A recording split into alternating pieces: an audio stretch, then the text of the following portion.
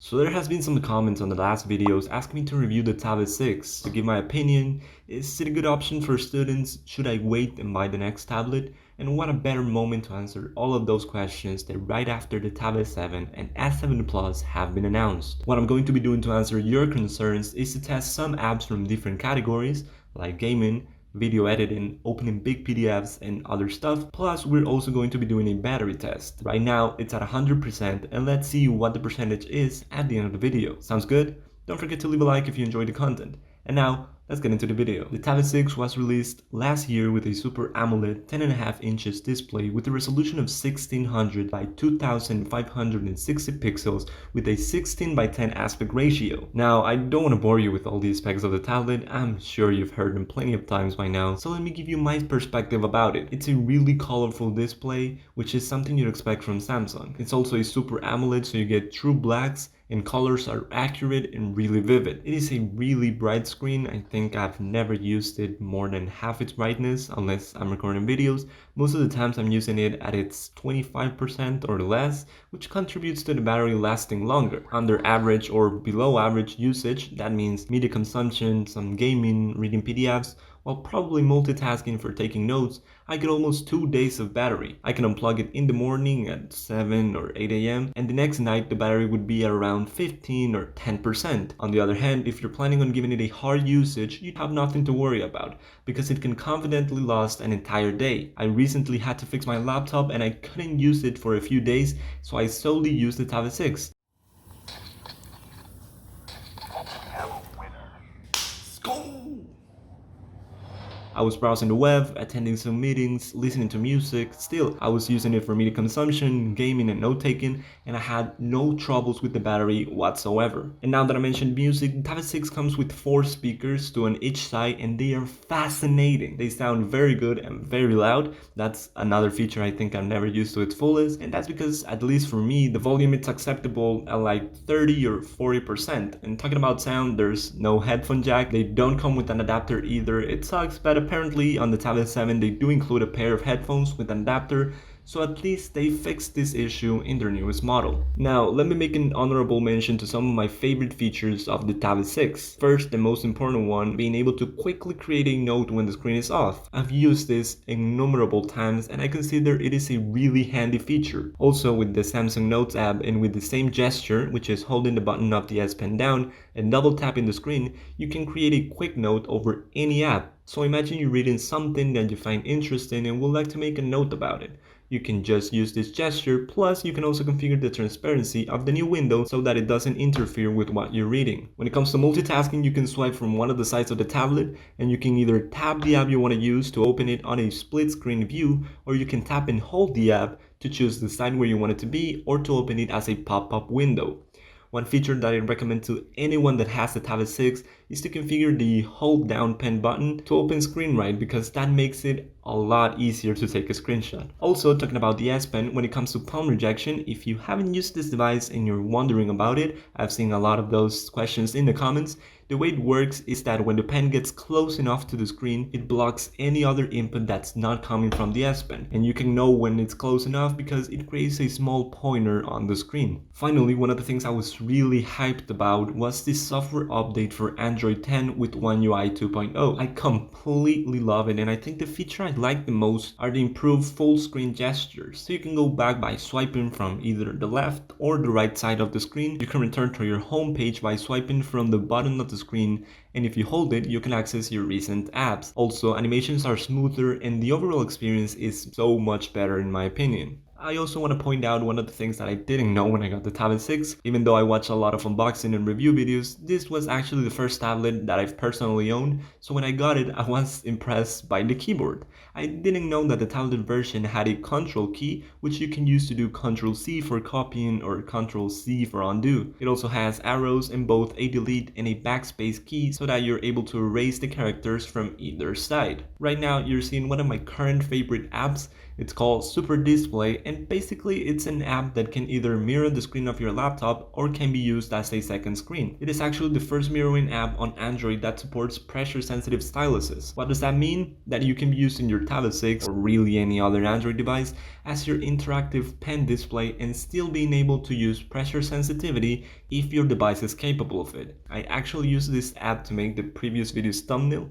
As you're seeing, you have some buttons on the screen which can help you create different views, undo your actions, choose if you want your finger to interact with the screen, and you can add more of these buttons and customize them to do other different things. To connect your device to your computer, you can do so with the cable or via Wi-Fi. You only have to download the driver that's on their website to your computer and you're good to go. The app comes with a 3 days free trial for you to test it and decide if you want to buy the full app. The good thing is that the developer contacted me and was kind enough to provide 5 promo codes for some of you to download it. I'll talk more about that at the end of the video, but if you tried the app, make sure to leave a review because that helps other people to know what to expect from it. This is not sponsored. I've truly enjoyed the app and I'm sure there are many of you that will find it useful too. However, to use it you do need a computer, right? And one of the questions I've seen recently is, do you think the Tablet 6 can be a laptop replacement? That means, can I buy this tablet instead of getting a fully functional laptop? And to be honest, as I was telling you before, I had my laptop checked a couple of weeks ago, so I could only use the Tablet 6. And I was able to perform the majority of the tasks I normally do. I use a lot of Premiere Pro, Photoshop, and Illustrator, and unfortunately, those are tough apps to replicate on mobile. But other than that, I was able to do everything I had to. If I had to mention something that bothered me, it would probably be the screen size and the S Pen. Regarding the screen size, from the time I've been using the tablet, I haven't had much complaints about it. However, when I started making use of DeX, it was clearer for me to understand the help that you can obtain from a bigger screen. I consider you probably don't need it if you're just going to use it to take your notes or as a media consumption device. But you can benefit from it if you're planning on using DeX frequently, because at least for me, and I know it's probably going to sound a little weird, but I don't think it's crucial when you're using it as a tablet. I could only realize that, yeah, I'm working on a smaller screen when I try to replicate what I usually do on my laptop. On the other hand, when it comes to the S Pen, I think it's probably the one thing that keeps me from writing on the screen of the tablet for long periods of time. At first, I thought it was the way I grabbed it, but you can see from my first videos that I changed the way I hold it. But every time when exam week comes and I have to use a tablet for 2 or more hours to study, it gets to a point where my hand starts hurting. From the comments in the previous video, I could see that there are also some of you that share this feeling, and that leads me to my final thoughts for this tablet. As you could see from the apps in the video, the Tablet 6 has an excellent performance on probably anything you wanted to do. I was able to game, do basic edits on video, audio and photos. I was also able to draw, not that I'm pretty good at it, but you can get a sense of what the device is capable of doing. And even with all of these tabs open, the experience remains pretty smooth. And if you want to go even further, the Tablet 6 I'm using is the one with the Snapdragon processor with 128 gigs of memory and 6 of RAM. But there's an even better version with 256 of memory and 8 gigs of RAM. Now there are a few things I want to address, mainly surrounding the question of, should I get the Tablet 6? Should I wait to see more about the Tablet 7 or S7 Plus? Should I get a laptop? An iPad, you know?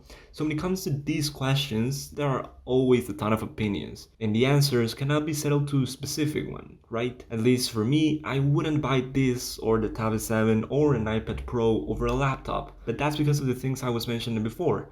I edit a lot of videos, photos, I'm a computer science major, and I cannot code and run my programs on a tablet. Probably if you're studying medicine, if you're a digital artist, you may want to go with a tablet. And now the question would be, are you going to go for an iPad, a Tablet 6, or a Tablet 7? And for this, I think it all can be kind of summarized to 2 things.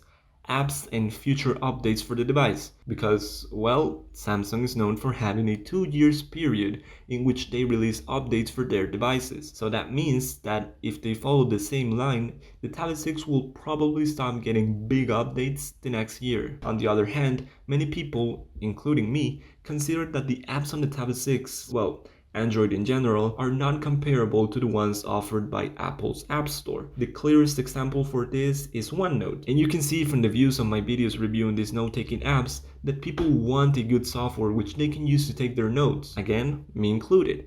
But if you look closely, Samsung's doing such a great job to reduce this gap. They're including Note Shelf by default on the Tablet 7, which is one of the best note-taking apps. They also managed to bring Clip Studio Paint exclusively for Android users, and they also just released a significant update to Samsung Notes, which I'm going to review in the next video. So reasons to go for the Tablet 7 Plus: probably the bigger screen with a higher refresh rate, and the new S Pen, because it seems more comfortable and has lower latency. Other than that, I mean, it hasn't changed much. It's the same form factor, same cameras, if that's important to you, still no headphone jack, but I don't think that's coming back if you ask me. And reasons to go for an iPad or an iPad Pro: at the moment, I think the most crucial one is definitely apps, and that Apple releases their updates to devices that were released like 5 years ago, if I'm not wrong. And reasons to go for the Tablet 6: well, the price just dropped, apps are now receiving a lot of updates because of the Tablet 7,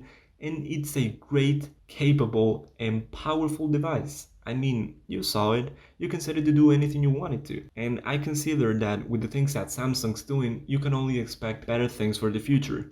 At least, that's my opinion, and that's how I see it. And by the way, regarding the battery test, I unplugged it at 7 a.m., I started recording at 7:15, and I finished recording at 7:30 p.m. But I wasn't actually using the tablet this whole time. I got from 100% to 52 with almost 4 actual hours of screen time. I was listening to music while I was drawing, editing, and going through the PDFs and my notes, but you can see from the other days that the battery is more than enough for 1 day and a half, almost 2 days of average usage. So yeah, that was my review for the Tablet 6, and that can hopefully help you decide if you want to buy it or if you want to go for the Tablet 7 or an iPad or a laptop. If you've been waiting to hear about the giveaway, all you have to...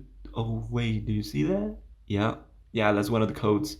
The fastest person to redeem it on the Google Play Store can obtain the full version of Super Display, and there are 4 more codes. All you have to do is subscribe, leave a like, and comment your Instagram username. Again, if you try the app, or if you buy it, or if you win one of the codes, don't forget to leave your review of the app, because that helps developers a lot. Thank you so much for watching. We're almost 2,000 on the channel. That's crazy to think, and I want to thank every single one of you. I'll try my best to keep creating helpful content for you. And for now, this has been A Regular Teenager. Take care. Peace. I mean, it's obvious by now, but I don't know how to draw.